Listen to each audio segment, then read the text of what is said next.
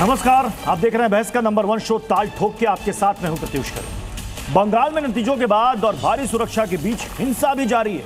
कई तस्वीरें सामने आ रही हैं। जगह जगह बीजेपी टीएमसी कार्यकर्ताओं में झड़प हो रही है। संदेश गाली में उपद्रवियों ने सुरक्षा बलों पर फायरिंग कर दी। ऐसे में बहस जरूरी है क्योंकि बंगाल में हर चुनाव के बाद हिंसा होती है। सवाल है कि क्यों होती है हिंसा? हार जीत के बाद बदले की राजनीति क्यों?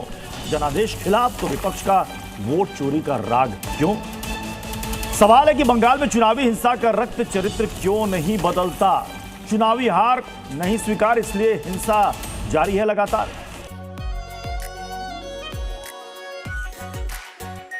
Are pure shahi paneer masala, delicious, healthy everyday.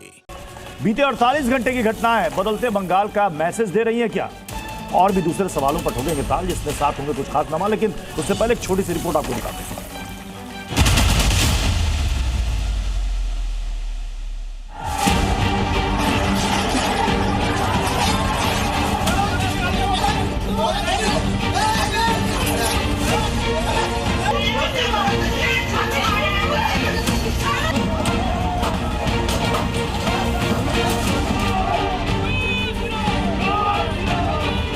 पहले जो जेसीबी का मतलब जो घटना हुई है उसको पहले कंटेन करेंगे। पुलिस का फॉलोअप एक्शन होगा।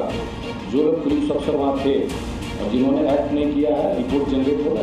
जो कार्रवाई होती है की जाए, बिल्कुल की जाए। Instructions have been issued and they have to comply with that.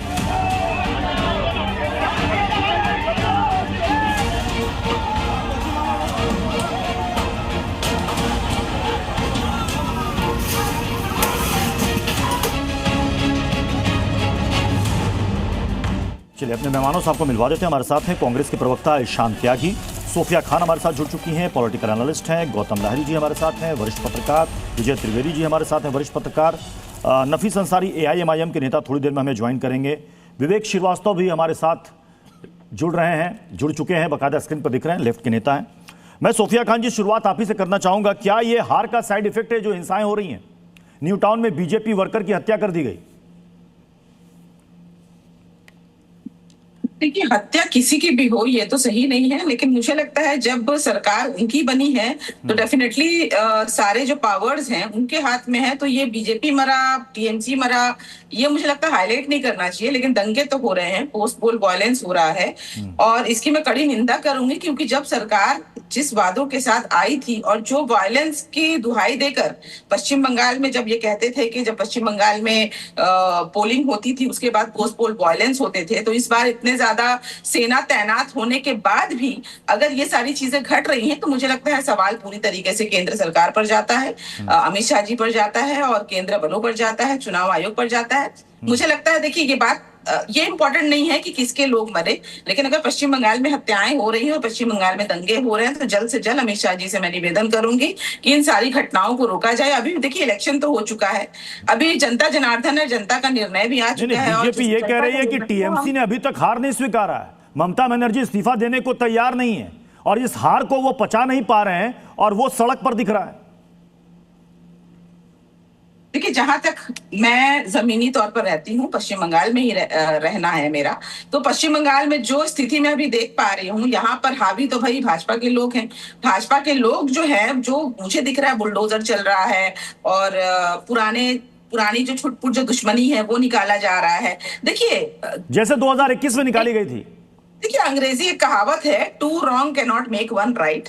तो ये बदले की नीति हिंसा कोई भी करे, हिंसा कोई भी पक्ष करे, हिंसा अपने आप में गलत है, हिंसा तो होनी ही नहीं चाहिए। बिल्कुल, वही मैं भी कह रही हूँ कि सरकार, मैं ये कह रहा हूँ कि आपने कहा कि इस तरह की जितनी घटनाएं हो रही हैं, देखिए विचारों 2021 में जो हुआ, 2021 में जो हुआ, जो मामला कोर्ट तक पहुंचा था, उस वक्त टीएमसी पर आरोप लगा था कि कई हत्याएं हुई, कई बलात्कार के मामले सामने आए, ये भी आरोप लगा, दौड़ा दौड़ा कर लोगों को मारा गया। 2021 में जो हुआ था वही 2026 में हो रहा है।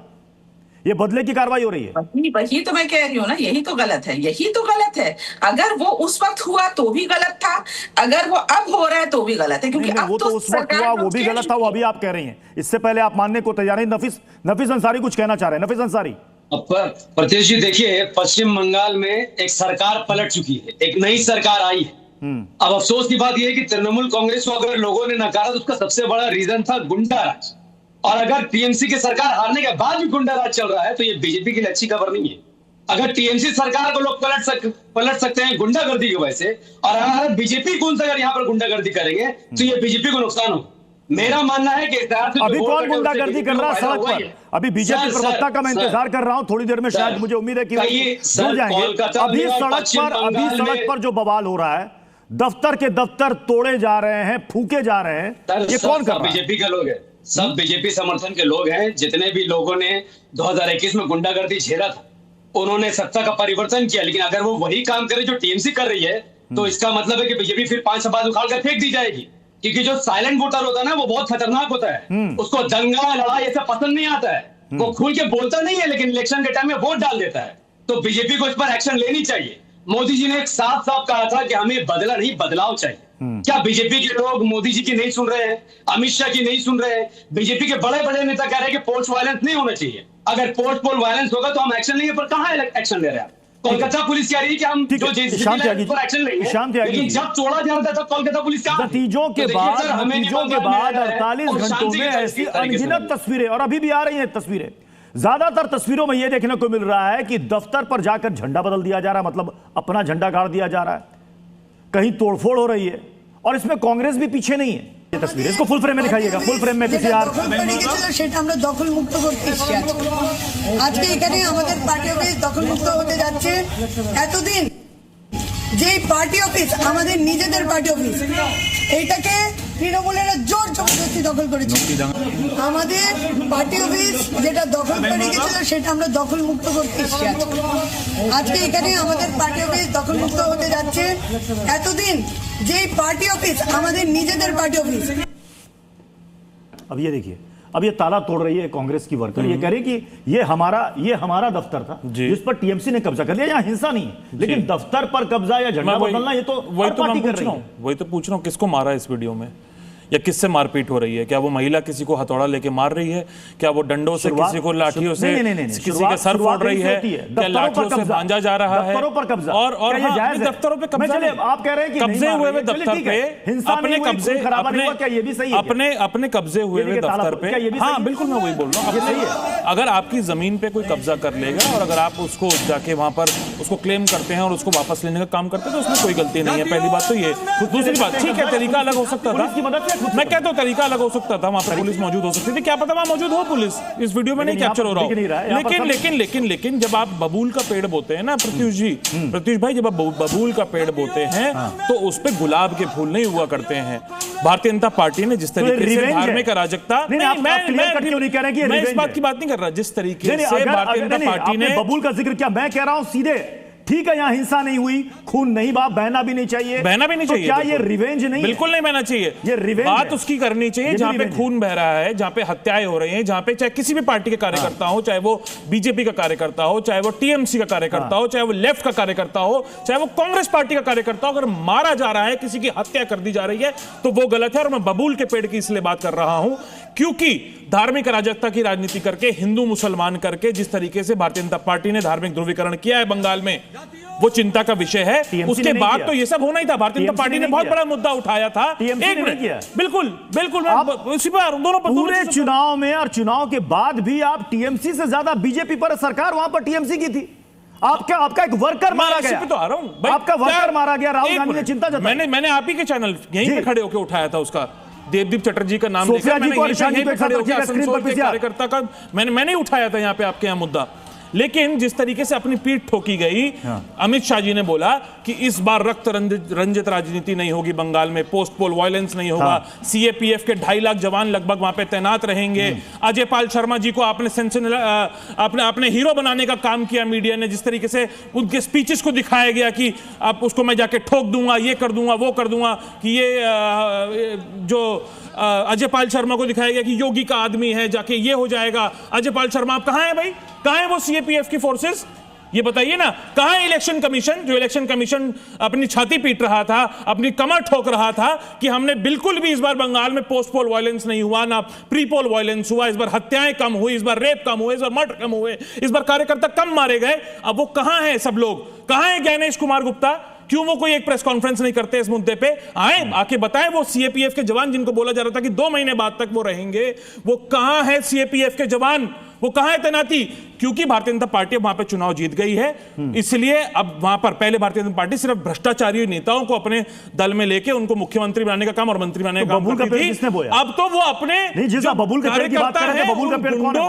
उन गुंडे कार्यकर्ताओं को लेके कौन था या कौन है बबूल का पेड़? अभी आपने बबूल का पेड़ का जिक्र किया ना? हाँ, बबूल का पेड़ का जिक्र किया। बबूल का पेड़ भारतीय जनता पार्टी ने बोया, बिल्कुल उसमें पानी डाला, धार्मिक अराजकता की राजनीति करी।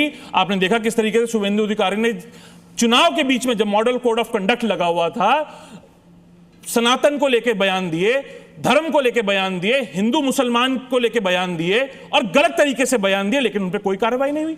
कहां है इलेक्शन कमीशन? अगर इलेक्शन ये किसी विपक्ष के नेता ने कर दिया होता, कांग्रेस पार्टी के नेता ने कर दिया होता, इस तरीके का बयान दे दिया होता, तो यकीनन उस पर इलेक्शन कमीशन कार्रवाई कर रहा होता। लेकिन क्योंकि वो भारतीय जनता पार्टी के नुमाइंदे हैं, भारतीय जनता पार्टी के नेता हैं, वहां पे धार्मिक अराजकता की राजनीति करने के लिए उनको भेजा गया है, वो करने के लिए वहां पे वो तैनात है, इसलिए कोई कार्रवाई। शिवम त्यागी भी हमारे साथ बीजेपी के प्रवक्ता, और गलत है ये, चाहे बीजेपी का, एक मिनट आखिरी, चाहे वो बीजेपी का कार्यकर्ता मारा जाओ ना, या टीएमसी का हो, कांग्रेस का हो, लेफ्ट का हो, किसी का भी हो, ये गलत है। कह रहा हूं गृह मंत्री अमित शाह को इस पे गलत है, किसी की भी जान जाए, किसी भी पक्ष जान नहीं जानी चाहिए, संज्ञान लेके इसको तुरंत रोकना चाहिए। शिवम त्यागी जी, और शिवम त्यागी जी को बताना चाहिए कि क्या कार्रवाई कर रहे हैं, सरकार वहां पे बनने जा रही है। 2021 में चुनावी नतीजों के बाद जो कुछ भी हुआ पूरे देश ने देखा। अब 2026 के बाद भी वैसे ही हिंसा हो रही है, आपका वर्कर मर रहा है, टीएमसी आरोप लगा रही है कि हमारे वर्कर की भी हत्या हो रही है। मतलब बंगाल में सत्ता बदल गई, लेकिन राजनीति का वो रक्त रंजित चरित्र नहीं बदला।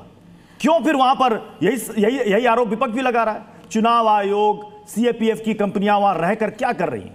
क्यों कंट्रोल नहीं कर पा रही? सब वहीं पर है प्रत्युष जी। सबसे पहले तो मैं एक चीज कहना चाहता हूं कि भारतीय जनता पार्टी के भी 2 कार्यकर्ताओं की हत्या हुई, और उससे भी महत्वपूर्ण बात यह है कि आपने कहा कि ये बदलेगा, कैसे बदलेगा?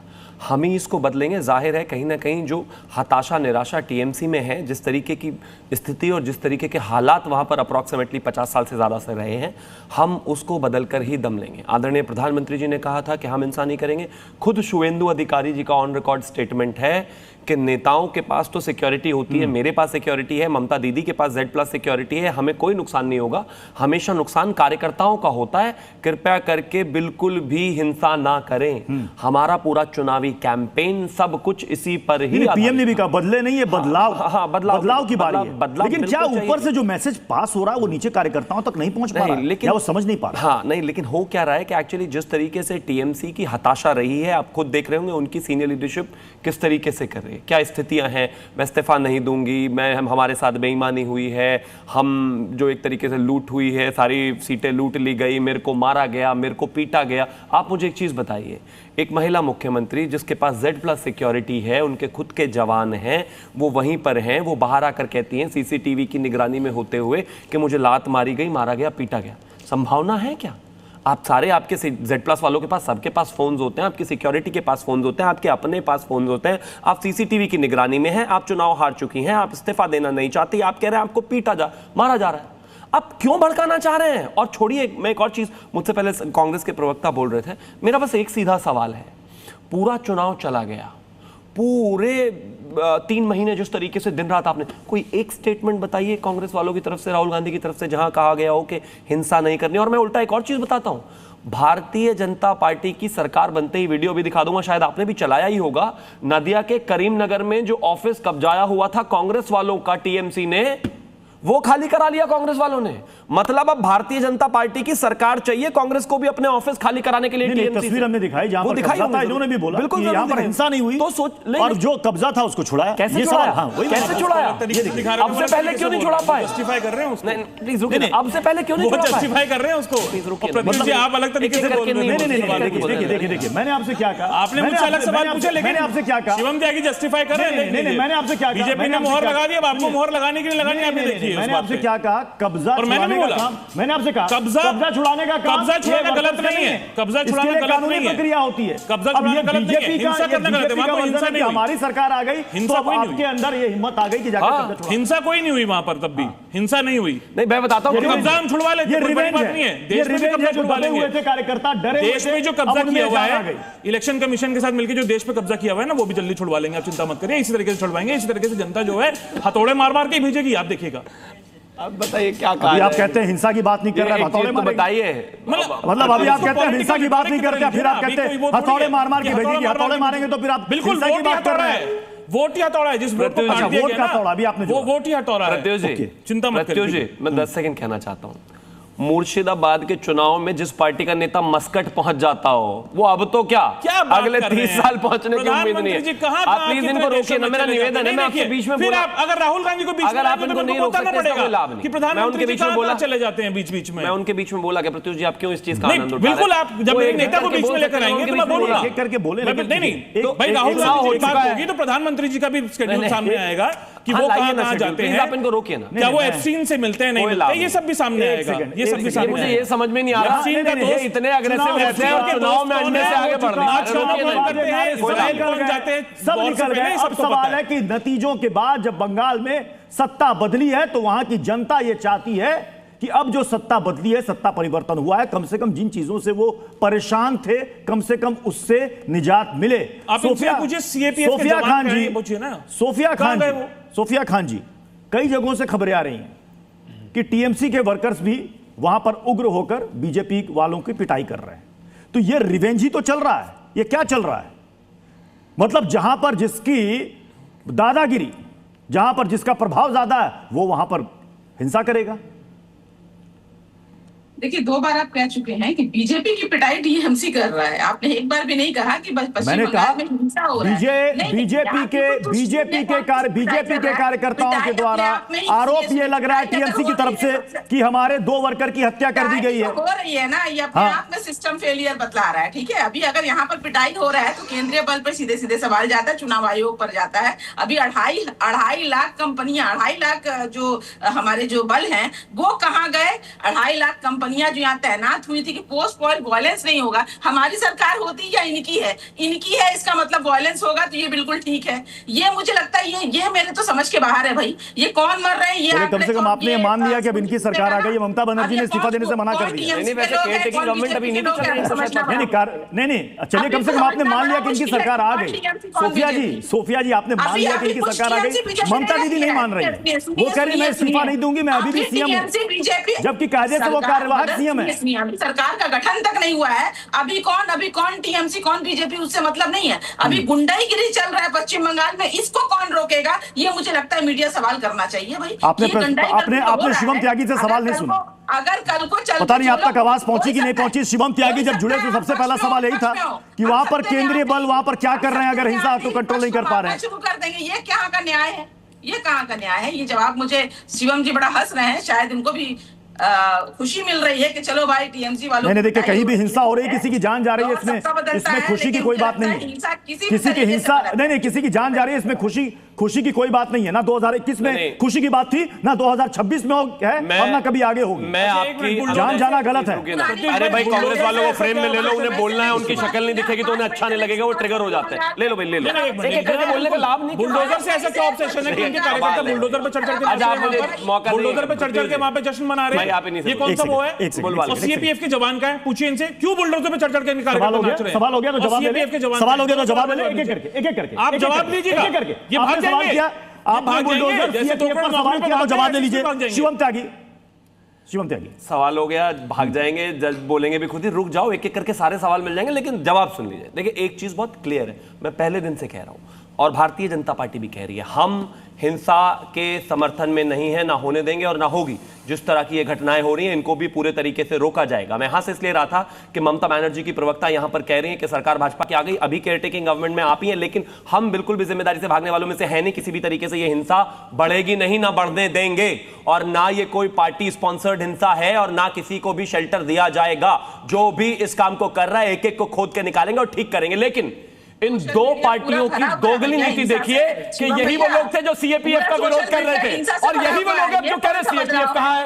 ये 2 दिन में कैसे रंग बदल, मुझे लग रहा है गिरगिट इतनी जल्दी रंग नहीं बदलता जितनी जल्दी ये बदल जाता है। कल तक सीएपीएफ को गाली देने वाले सीएपीएफ से अकाउंटेबिलिटी की बात कर रहे हैं। ये कर कैसे लेते हैं ऐसे भाई?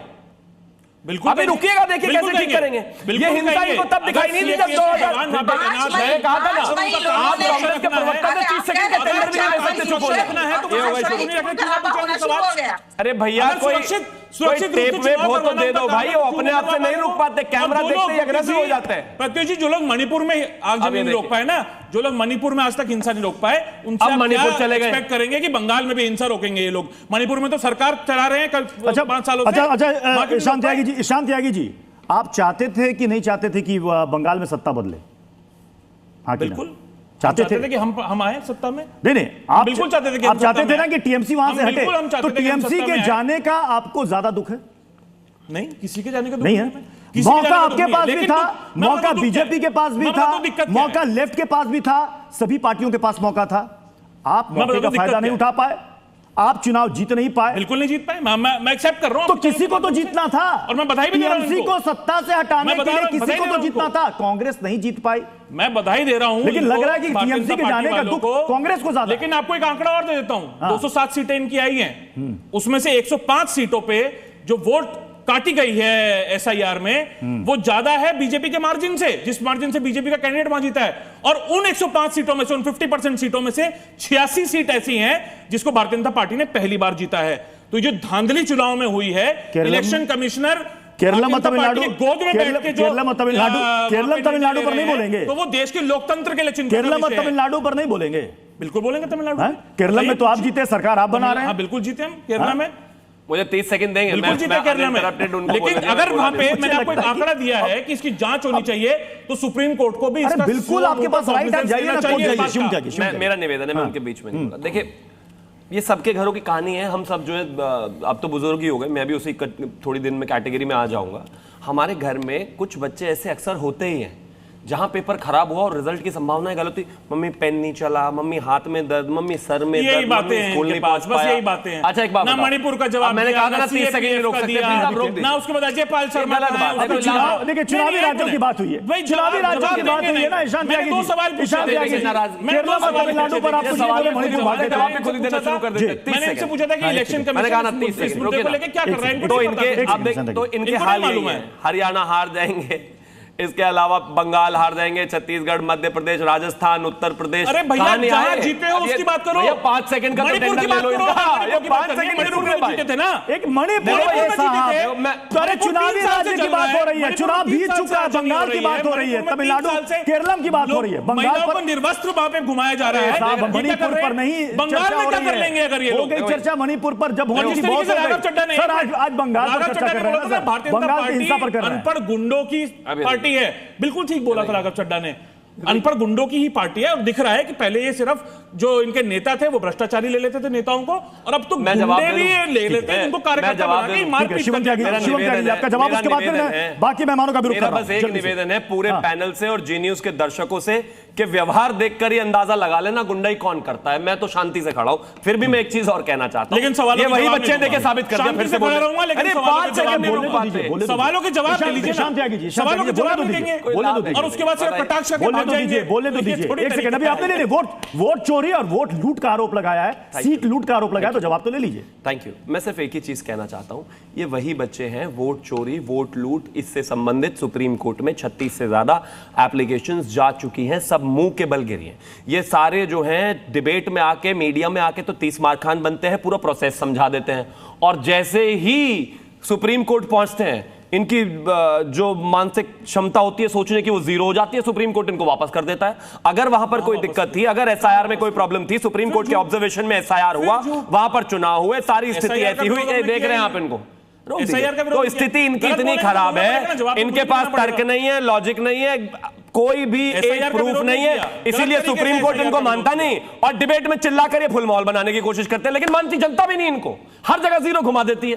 ले देकर कुछ राज्यों में सरकार है, यही व्यवहार रहा तो उसमें भी खत्म है कहानी इनकी। जैसे भारतीय जनता पार्टी को केरला में, हाँ भैया, सारी चोरी से बनाई है। हम जनता के दिल की चोरी कर ही लेते हैं भाई, आपसे नहीं हो पाई। तमिलनाडु में जीरो। अभी बताइए, ये जबरदस्ती लड़ाई में क्यों जाना चाहते हैं जब 1-to-1 में जवाब नहीं दिया जाता था? एक सेकंड ईशान त्यागी जी, केरलम की जीत को, एक सेकंड ईशान त्यागी जी, केरलम की जीत को आप जनता का आशीर्वाद और जनादेश मान रहे हैं, और बंगाल की बीजेपी की जीत को आप गलत बता रहे हैं, तो फिर आप वहां के लोगों का अपमान कर रहे हैं, जनादेश का अपमान कर रहे हैं, मैंडेट का अपमान कर रहे हैं। मैं एक सेकंड मैं विजय त्रिवेदी सर, मैं आपके पास आऊंगा, लेकिन उससे पहले मैं जल्दी से विवेक सर, क्या आपको भी ये लग रहा है कि ये लोकतंत्र में जो मैंडेट है ये मैंडेट नहीं है, कुछ और है?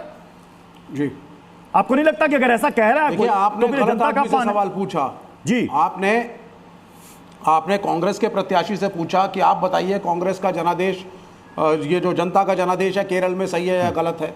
आपने गलत आदमी से सवाल पूछा। आपको ये सवाल मुझसे पूछना चाहिए था, हम कम्युनिस्ट हैं, हमारे हैं, तो ये तो हम बताएंगे आपको कि वहां का चुनाव सही था या गलत। और वहां का चुनाव बिल्कुल ठीक था, ना इलेक्शन कमीशन की कोई धांधली हुई, ना वहां पर कोई सैन्य बल थे। वहां का चुनाव फ्री एंड फेयर था, एक एंटी इनकम्बेंसी थी, कांग्रेस जीत करके आई, उसको मुबारकबाद है। अगली बार मेहनत करेंगे, हम आएंगे। तो जो लूजिंग पक्ष है वो निर्णय लेगा कहां इलेक्शन कमीशन ने धांधली की, कहां नहीं करी। लेकिन हम लड़े बंगाल भी, और हम चाहते थे कि ममता बनर्जी हटे, हम उसके समर्थन में नहीं है। उसके राज्य में बहुत सी गलतियां हो रही थी, लेकिन उसको हराने का तरीका अनकॉन्स्टिट्यूशनल था। आपको किसी को हराना है, आपने सैन्य बल भेजे, वहां तक ठीक है, लेकिन आपने वोट काटा। आपके 90 से ज्यादा आईपीएस अफसरों ने जाकर के ऑपोजिशन के कैंडिडेट्स को धमकाया, उनके परिवारों को धमकाया, एक भय का माहौल क्रिएट किया। ज्ञानेश कुमार ने तृणमूल कांग्रेस और अन्य पार्टियों के नेताओं का अपमान किया, बातचीत ढंग से नहीं करी।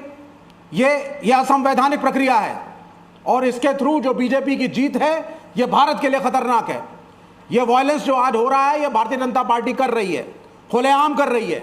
इक्के दुक्के इंसिडेंसेस में तृणमूल कांग्रेस और कांग्रेस, इनका नाम आप ले सकते हैं, चाहे आप जितना मर्जी हाईलाइट करें। मुर्शिदाबाद के जियागंज के अंदर लेनिन की दशकों पुरानी स्टैचू को तोड़ा गया। क्या दुश्मनी थी लेनिन से आपकी? क्या करने पहुंचे थे भगवा लेकर के आप वहां पर?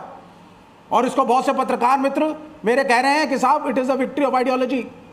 और बीजेपी के हमारे जितने बड़े नेता including the honourable prime minister, उनका मानना है कि एक ऐसे राज्य में बीजेपी का जाना, भगवा का जाना, जहां लंबे समय तक लेफ्ट रहा और ममता की बहुत सारी पॉलिसीज लेफ्ट से प्रभावित रही, वो भगवा के लिए, एक हिंदुत्व के लिए एक आइडियोलॉजिकल विक्ट्री है। तो ये करेक्ट पिक्चर है। आप जीते, आप गलत तरीके से जीते। ममता का समर्थन किसी ने नहीं किया। आज पूरा इंडिया अलायंस ममता के साथ है। वही राहुल गांधी जो पहले क्रिटिसाइज कर रहे थे ममता के रूल को, आज उन्होंने ममता बनर्जी को फोन किया, बदलाव समर्थन दिया। सर, ये बदलाव चुनाव के नतीजों के बाद का गजब देखने को मिल रहा है। ममता बनर्जी जो कभी साथ मिलकर नहीं लड़ी, जैसे ही चुनाव में हार हो गई, उनको तुरंत राहुल गांधी की याद आने लगी, सोनिया गांधी की याद आने लगी, इंडिया गठबंधन की याद आने लगी। ये कैसे इतना तुरंत कैसे बदलाव हो गया? ये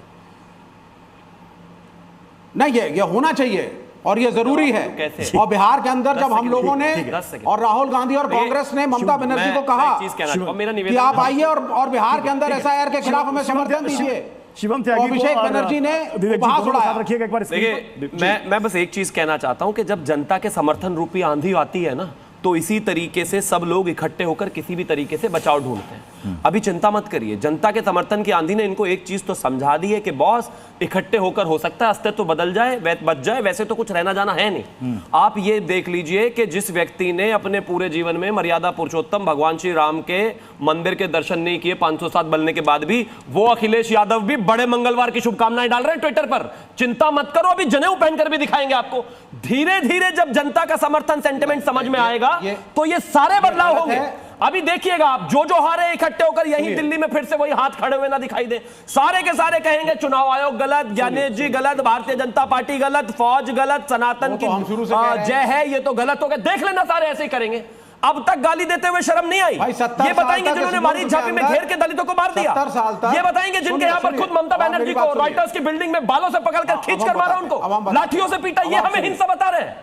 ये हिंसा बताएंगे पंचायत के चुनाव में 107 से ज्यादा जान चली गई। आप हिंसा बताओगे हमें 2019 में 60 लोगों की जान गई, 32 से ज्यादा बलात्कार हो गए, तब हिंसा दिखाई नहीं दी आपको। आज चुनाव हार के आपकी पूरी जो है नाटकबाजी बंद कर दी जनता ने, तो आप हमें हिंसा बता रहे हैं। अरे कांग्रेस का खुद का कार्यकर्ता चला गया, तब भी कमाल की बात है, कांग्रेस का खुद का कार्यकर्ता मारा गया चुनावी हिंसा में, और यहां दिल्ली में बैठकर कह रहे नहीं हम तो साथ हैं, क्योंकि अपनी कुर्सी नहीं आ रही ना। देखिए, यही प्रॉब्लम है। आपकी डिबेट राहुल गांधी ने भी पोस्ट किया, राहुल गांधी जी ने भी पोस्ट किया, और लेकिन सवाल नहीं, लेकिन यहाँ पर चैनल के माध्यम से यहाँ पर एक सवाल है, लेकिन यहाँ पर एक सवाल है, मैं जल्दी से विजय त्रिवेदी सर को मिलाऊंगा। नहीं, मैं इसी पॉइंट पर लाऊंगा विजय त्रिवेदी सर। राहुल गांधी ने भी पोस्ट किया था, मुझे याद अच्छी तरीके से वीडियो, और मैंने यही बोला था टीएमसी के गुंडे, यही शब्द एक डिबेट में आपने भी कहा था कि टीएमसी के गुंडों ने हमारे वर्कर की हत्या कर दी। अब आप कहते हैं कि ध्रुवीकरण का बहुत ही खतरनाक चेहरा बीजेपी। सर एक बात बताइए, राहुल गांधी भी खुद कह चुके हैं चुनाव के दौरान ममता बनर्जी और बीजेपी में कोई फर्क नहीं है, तो जब उस वहां पर ममता बनर्जी और टीएमसी गलत है, अब अचानक से ये गलबैयां क्यों, अचानक से एकता ये क्यों? जो गलत है दूरी है तो दूरी है, या फिर सियासी मजबूरी है? सियासी मजबूरी इसमें कोई सवाल जैसा नहीं है, ये तो पॉलिटिकल उनका कंपल्शन है ही और पॉलिटिकल रिएक्शंस में जैसे हो। लेकिन मैं एक लाइन इस पर जरूर कहना चाहता हूँ कि चुनावी हिंसा जो है उसको सब लोग कंडेम करें, वो तो बात है ही। भारतीय जनता पार्टी की सरकार आ गई, हालांकि अभी तो आज का दिन, कल का दिन एक तरह से ट्रांजिशन का दिन है, और जैसे शिवम ने कहा वैसे तो कार्यवाहक मुख्यमंत्री जी वो हैं, और कार्यवाहक तो शिवम कह रहे हैं, अभी तो मुख्यमंत्री जी ने कहा ही नहीं कि वो नहीं है कार्यवाहक है, वो तो है ही मुख्यमंत्री। तो वो जब मुख्यमंत्री हैं, लेकिन वो मसला तो एक पॉलिटिकल है। अभी अमित शाह जी ने, जो होम मिनिस्टर साहब है, उन्होंने कहा था कि हम 60 दिन तक CAPF को रखेंगे, और ये जो पॉलिटिकल हिस्ट्री है बंगाल की, जिसमें पोस्ट पोल वायलेंस, जिसका आप 2021 का जिक्र कर रहे हैं, उसको ध्यान में रखते हुए, भले ही अभी आप 2 दिन कह रहे हैं, लेकिन ये सरकार की जिम्मेदारी है कि वो उस पर काम करे और ज़्यादा स्ट्रॉन्ग तरीके से। मुझे पता है कि भारतीय जनता पार्टी ने अपने कार्यकर्ताओं को और कैडर को ये मैसेज दिया कि किसी तरह की हिंसा नहीं होनी चाहिए, लेकिन जो भी हिंसा हो रही है उसको कैसे रोका जा सकता है, इस पर काम किया जाना चाहिए। और इसकी एक बड़ी वजह ये भी हो सकती है कि ममता जी ने जिस तरह से चुनावों का एक मैंडेट को स्वीकार कर लेती, वो कि हार गए हैं, इस्तीफा दे दिया, अब वो जब स्वीकार नहीं करती है तो कार्यकर्ताओं के पास एग्रेशन बढ़ जाता है। एक ये भी बड़ी वजह होती है ना, यदि हार हो जाती है, मतलब ऊपर से जो मैसेज गया, ऊपर जो मैसेज आया है, हाँ। मैं गौतम सर आपसे ही समझना चाहूंगा, क्योंकि हमने देखा कि जब चुनाव हो गया, पोलिंग के बाद शुभेंदु अधिकारी ने कहा कि चुनाव में आपसी आरोप प्रत्यारोप चलता है, अब चुनाव हो गया, और उन्होंने साफ साफ कहा था ममता जी के पास भी सिक्योरिटी है, मेरे पास भी है, बुलेट प्रूफ कार है, हमें कुछ नहीं होता, नुकसान कार्यकर्ता को पहुंचता है। शुभेंदु अधिकारी की ये बाइट थी। प्रधानमंत्री ने नतीजों के बाद कहा था कि ये बदले नहीं बल्कि बदलाव की बारी है। तो सर एक तरफ बीजेपी के बड़े नेताओं का मैसेज, दूसरी तरफ टीएमसी की मुखिया का मैसेज कि मैं तो हारी नहीं हूं तो मैं इस्तीफा क्यों दूंगी, ये गलत मैसेज नीचे जा रहा है क्या? देखिए, इसमें जो बोल रहा है विजय द्विवेदी, कार्यकर्ता का बीच में और भी रोष हो सकता है, वो अलग बात है, लेकिन ये इसको मेरे को मानना है कि अभी भी चुनाव आयोग का हाथ में प्रशासन है। मुख्यमंत्री भले ही है, क्योंकि अटैकर तो हो ही नहीं सकता, क्योंकि रिजाइन ही नहीं किया, जो है वह हरे हुए मुख्यमंत्री है।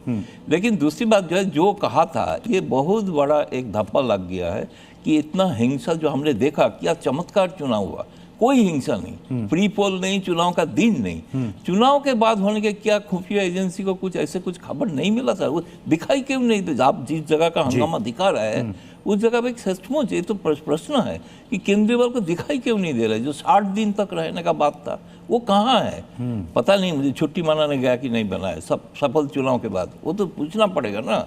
दूसरी बात है, हिंसा जिसके तरफ से भी हो, जहां से भी हो, उसको तुरंत गिरफ्तार पुलिस क्यों नहीं कर रहा? अगर टीएमसी का है, भाजपा का है, लेफ्ट का है, कोई भी पार्टी का हो, लेकिन आज ये रोक नहीं पाता है। बंगाल में जो बार बार हमने देखा, 1977 में देखा, 2011 में देखा, 2026 में देख रहा हूं, मेरे को पता ही था कि इतना बड़ा बदलाव के बाद हिंसा होगी।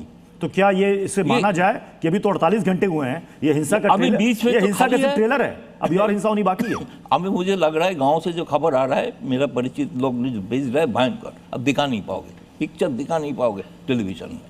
दूसरी बात, भयंकर, गरीब लोग कई जगह से तस्वीरें सर आ रही है, मैक्सिमम में जो है वो तोड़फोड़ है, वो आप देख रहे हैं शहर में। हाँ, आपको अलग से मैं दिखा दूंगा बाद में।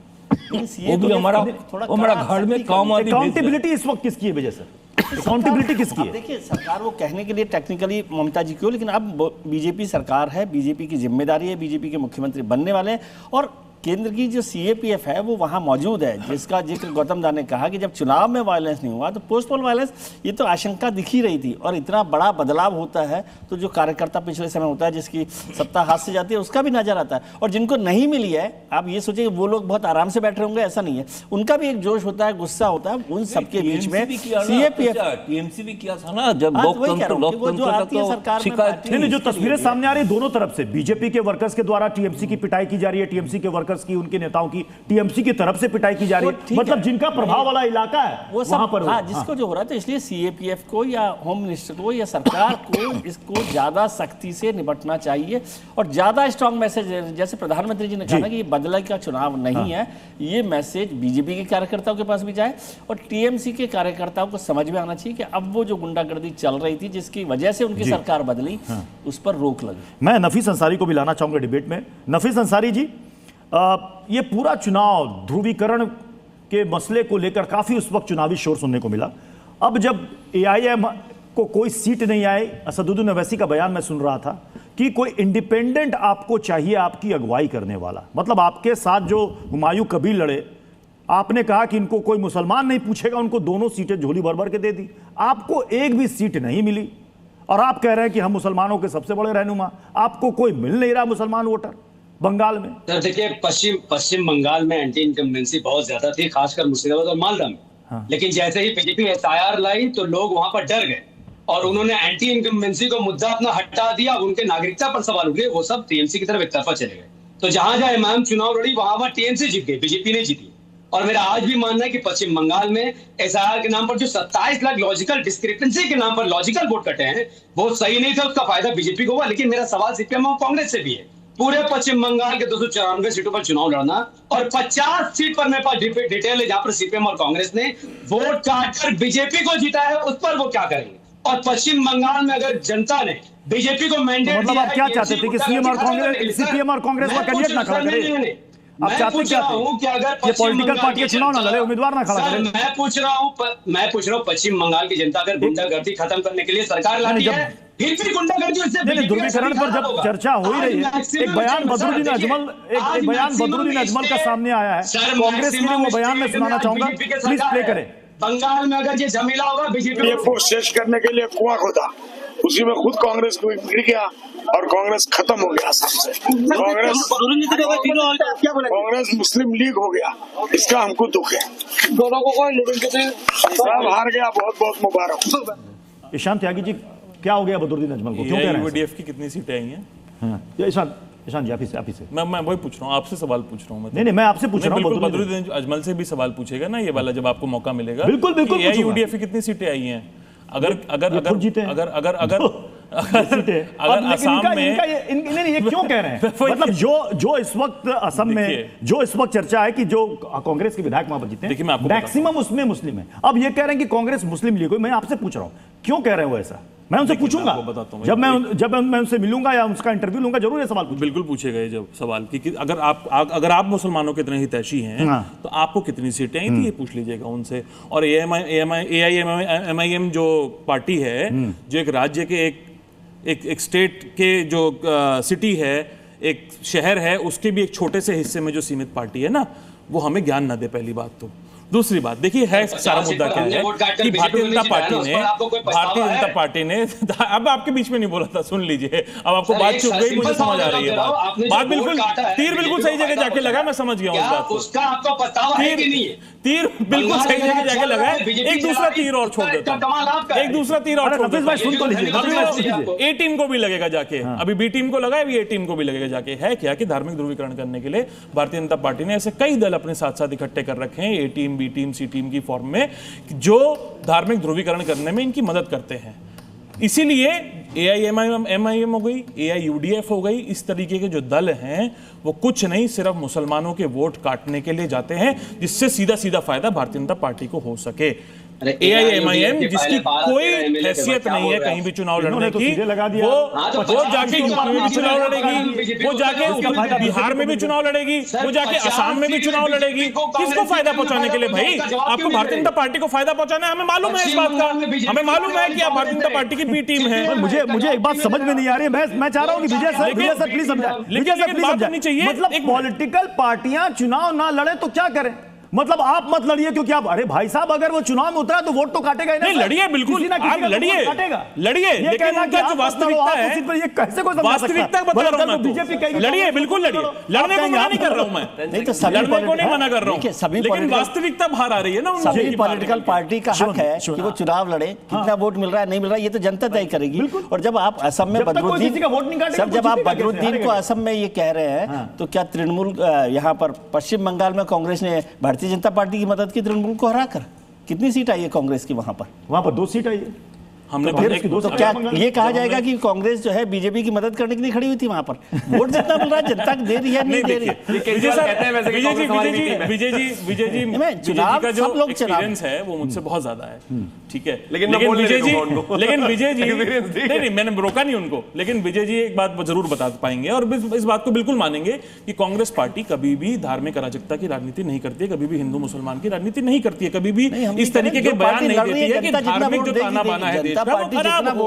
मैं आपको जो समझाने की कोशिश कर रहा था कि बीजेपी ने इस तरीके की पार्टियां इकट्ठी कर दी है और एआईयूडीएफ जैसी जो धार्मिक ध्रुवीकरण करती है और मुसलमानों के वोट को काटने का काम करती है जिससे इनको फायदा मिल सके। शिवम त्यागी, बार-बार कांग्रेस की तरफ से पूरे चुनाव में बात कही गई कि हम सभी सीटों पर लड़ जरूर रहे हैं लेकिन हम ध्रुवीकरण की पॉलिटिक्स नहीं करेंगे। ये टीएमसी करती है, बीजेपी करती है। इनकी मात्र 2 सीटें आई हैं, दोनों सीटों में मुसलमान कैंडिडेट इनके जीते हैं, ले कह रहे हैं हम ध्रुवीकरण की पॉलिटिक्स नहीं करते। देखिए मैं डेटा से इस बात को बैक करूंगा, लेकिन सच्चाई यह है कि चाहे कांग्रेस हो और चाहे टीएमसी, ये इस देश के मुस्लिमों के वो आशिक हैं कि इनको मारो, पीटो, भगाओ, गाली दो, डांटो, डंडे से मारो, लेकिन ये मुसलमानों को नहीं छोड़ सकते। प्रेम इतना एक तरफा मोहब्बत नहीं छोड़ सकते, अब मैं उसको साबित कर रहा हूं कैसे, मैं बीच में नहीं बोला सर, गलत बात, मेरा निवेदन, गलत बात। हम हिंदुओं को भी नहीं छोड़ते, हम मुसलमानों को भी नहीं छोड़ते, हम सिखों को भी नहीं छोड़ते, हम जैनों को भी नहीं छोड़ते। हम भारतीय हैं, शायद आप भारतीय नहीं होंगे, आप हिंदू धर्म के नकली ठेकेदार बन सकते हैं, लेकिन हम ना हिंदुओं को छोड़ेंगे, ना मुसलमानों को छोड़ेंगे, ना जैनों को छोड़ेंगे, ना सिखों को छोड़ेंगे, किसी को नहीं छोड़ेंगे। हम सबको साथ लेकर आगे बढ़ने की राजनीति करते हैं। बोलने दो दीजिए। आप एक चीज देखिए, आसाम में 19 सीटें जीती है कांग्रेस, 19 में से 17 मुसलमान। बंगाल में टीएमसी 80 जीती है, 80 में से 33 मुसलमान है और 65 वो जीती है जहां मेजॉरिटी मुसलमान। बंगाल में कांग्रेस कितनी जीती है? 2 की 2 मुसलमान। मुस्लिम लीग जीती है 22 सीटें। ये मुस्लिम लीग ही है नए भाई। कंसोलिडेशन देखिए कैसा है कि अगर 19 आई है सीटें असम में तो 17 मुसलमान, 2 सीटें अगर बंगाल में मिली तो दोनों की दोनों मुसलमान, और इसको अगर टीएमसी को 80 में से 33 मुस्लिम हैं और अप्रोक्सीमेटली 65% वो सीटें हैं जहां मुस्लिम मेजॉरिटी है। करते रहो मुस्लिम को आई लव यू 24 घंटे उसी में लगे रहना। आप हरा भी दोगे इनको, लेकिन इनका कंसोलिडेशन बस एक ही जगह चलता है, ये वहां से बाहर निकल ही नहीं सकते। बेटा तो यही कह रहा है भाई, पसमानदा मुसलमानों के साथ, जब बोरा मुसलमानों के साथ प्रधानमंत्री जी मोदी जी फोटो खिंचवाते हैं तब आई लव यू नहीं होता। जब इनको वोट चाहिए होते हैं मुसलमानों के, जब वोट मिलने लग जाते हैं मुसलमानों के, जब ये बड़ी छाती ठोक के बोलते हैं अरे मुसलमानों ने भी हमको वोट दे दिया, तब मुसलमान बड़े अच्छे हो जाते हैं। लेकिन जब इनको वोट नहीं चाहिए होते मुसलमानों को, तो उन्हीं मुसलमानों को घुसपैठिया बोला जाता है। भारतीय जनता पार्टी इस तरीके की राजनीति करती है, इस तरीके की राजनीति कभी भी कांग्रेस पार्टी नहीं करती है। यही फर्क है। आप सिर्फ हिंदुओं के नकली ठेकेदार हैं, आप घटिया राजनीति करते हैं। कांग्रेस पार्टी इसकी हमेशा खिलाफत करती रहेगी। हम हिंदुओं को भी साथ लेके चलेंगे, मुसलमानों को भी लेके चलेंगे, सिखों को भी लेके चलेंगे, ईसाइयों को भी लेके चलेंगे, जैनों को भी लेके चलेंगे, बौद्धों को भी लेके चलेंगे, और जो धर्म में नहीं मानते उनको भी हम साथ लेके चलेंगे। उनकी बात हम कांग्रेस पार्टी हमेशा, आप इतिहास उठा के देख लीजिए, कांग्रेस पार्टी करती आई और करती रहेगी। नहीं, वोट पोलराइजेशन के मामले में मैं गौतम सर आपसे चाहूंगा, वोट पोलराइजेशन हम नहीं करते, ये पार्टी करती है, हम नहीं करते। क्या आपको लगता है कि कोई भी पार्टी आज के समय में दूध की धुली है? नहीं, वो तो नहीं है। मैं पहले तो बता दूं कि इनका एक सीट वो कांदी मुर्शिदाबाद जिले में जो भाजपा जीती है, कारण एआईएम वोट जो काटा है, डिफरेंस आप देख लीजिएगा, चुनाव आयोग का वेबसाइट में है। तो इसलिए वोट का इस बार ममता के खिलाफ टीएमसी से मुसलमानों का थोड़ा नाराजगी थे, ये बात सही है कि इसके कारण जो जगह पे मुस्लिम बहुल क्षेत्र है वहाँ से ममता के से मुस्लिम वोट हट के कहीं कांग्रेस कहीं सीपीएम इस तरह से गया, इसीलिए उस जगह के टीएमसी को हटना पड़ा। कांग्रेस के कारण भी हरा, वामपंथी। तो क्या विवेक सर अगर विपक्ष मिलकर लड़ा होता तो शायद नतीजे कुछ और होते। अब जब चुनावी नतीजों के बाद एकता की बात हो रही है, वो अगर पहले हो जाती तो शायद नतीजे कुछ और होते। नहीं, मुझे नहीं लगता नतीजे कुछ और हो जाते। बड़ा मैनेज चुनाव था भारतीय जनता पार्टी द्वारा, तो ये तो एक थ्योरेटिकल कॉन्सेप्ट है। दूसरा जो बात चल रही थी, तो मैं आपको बड़े साफ साफ बता देता हूँ, हम लोग कांग्रेस के खिलाफ रहे 70 साल में। बहुत बार वामपंथियों ने, हम लोगों ने इलेक्शंस लड़े कांग्रेसियों के खिलाफ, लेकिन हमारा एक मानना है कि कांग्रेस 50 साल जो इन्होंने रूल किया, इनको हिंदुओं के वोट कभी नहीं मिले, इनको भारतीयों के वोट जरूर मिले। उसमें हिंदू मुसलमान दोनों थे और यही लेफ्ट के लिए था। लेकिन जब शुभेंदु अधिकारी आकर के कहते हैं कि नंदीग्राम के वो हिंदू जिन्होंने मुझे वोट दिया उन्हीं का काम करूंगा, और ये आखिरी चांस है, अगर अब नहीं तो तुम हिंदू रिफ्यूजी बन जाओगे।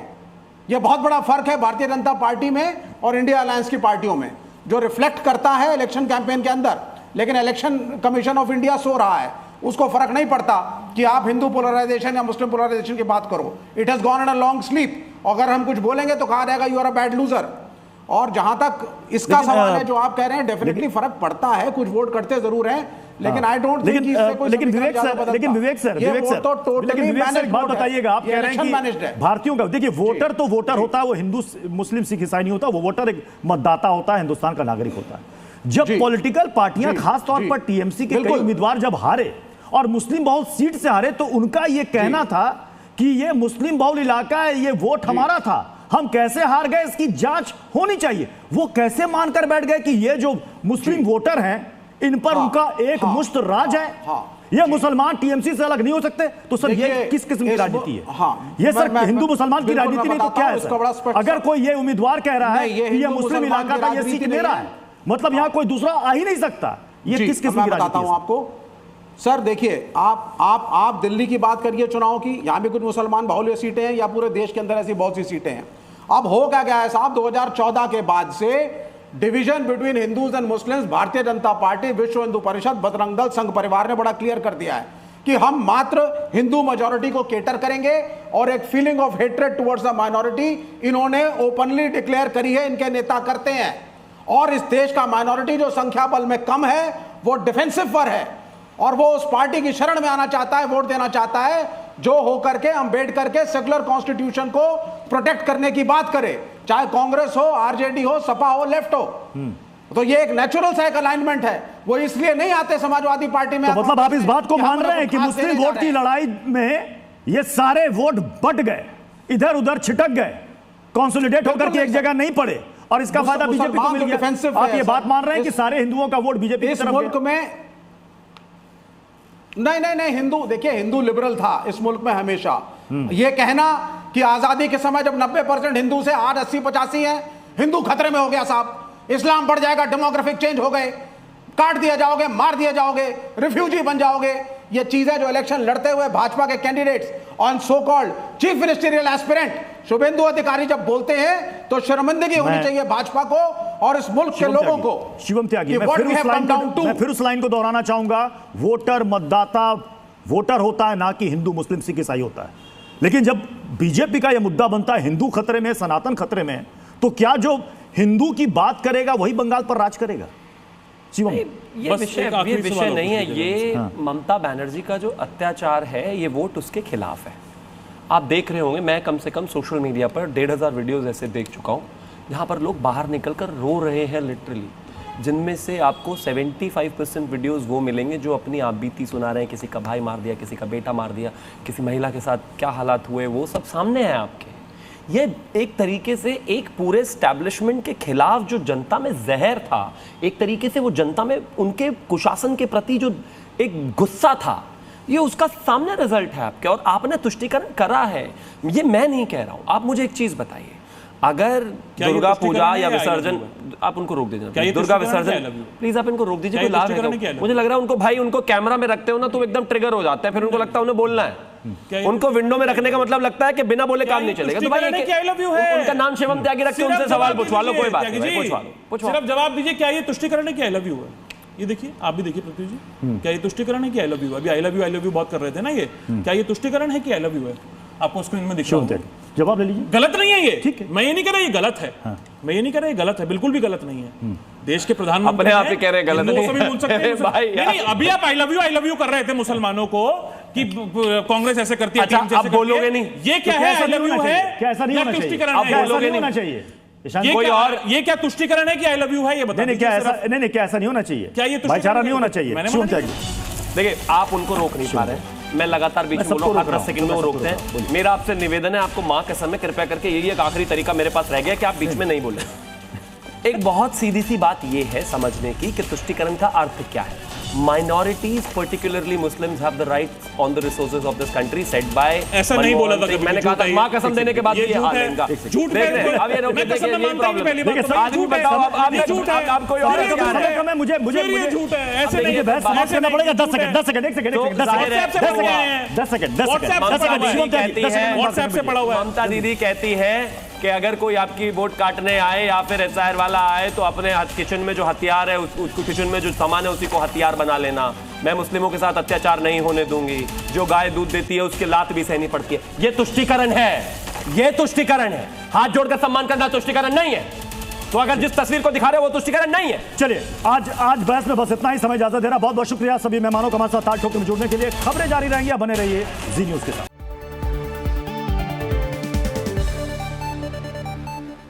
मीठा या नमकीन, चाहे जैसे खाओ, 100% सूजी से बनी आर प्योर वर्मिसेली, स्वादिष्ट, सेहतमंद हर रोज।